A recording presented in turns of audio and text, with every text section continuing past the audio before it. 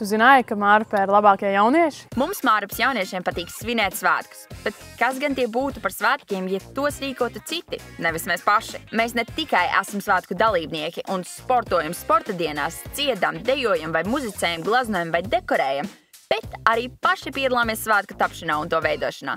Tā ir mūsu iespēja būt daļai no lieliem notikumiem savā novadā. Cik vispār aktīvi ir Mārupas jaunieši? Manuprāt, Mārupas jaunieši ļoti aktīvi, īpaši Helija jaunieši.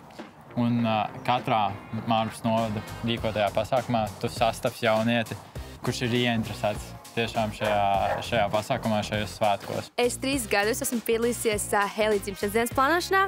Pati rīkojos, esmu hokeja skatīšanos, esmu arī rīkojis stadiju pikniku un ugunskožu vakaru. Un vēl ir ģimeņu diena Piņķos.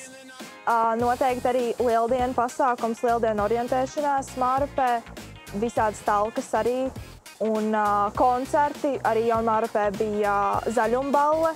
Tieši tā mēs veidojam jaunas draudzības un iegūstam pirmo darba pieredzi. Mēs radām svētkus paši sev un citiem novada iedzīvotājiem. Nāc bariņā arī tu!